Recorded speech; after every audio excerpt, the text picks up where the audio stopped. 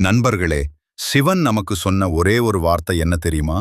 அந்த ஒரு வார்த்தையில் உங்கள் வாழ்க்கையே மாறிவிடும். சிவன் குரும் வாக்கு என்றால் சிவபெருமான் நமக்கு கொடுத்த சிறிய ஆனால் ஆழமான வார்த்தை.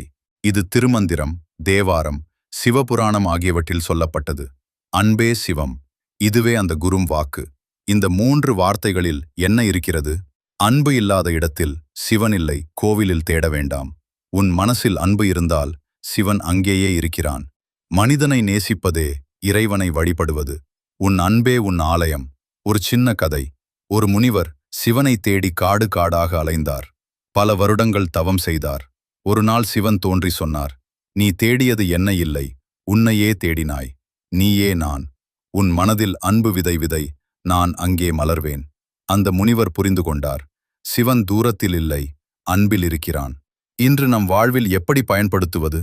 காலையில் எழுந்தவுடன் ஒரு நிமிடம் அன்பே சிவம் என்று மனதில் சொல்லுங்கள். யாரோடாவது கோபம் வந்தால் அவர்களிடமும் சிவன் இருக்கிறான் என்று நினைத்துக் கொள்ளுங்கள். உங்கள் அன்றாட செயல்களை அன்போடு செய்யுங்கள். அதுவே பூஜை. சிவன் குரும் வாக்கு நமக்கு சொல்வது ஒன்றே ஒன்னுதான். அன்போடு வாழ், நான் உன்னோட இருக்கேன். இந்த வீடியோ பிடித்திருந்தால் லைக் செய்யுங்கள். உங்கள் நண்பர்களுக்கும் பகிருங்கள். ஓம் நம சிவாய.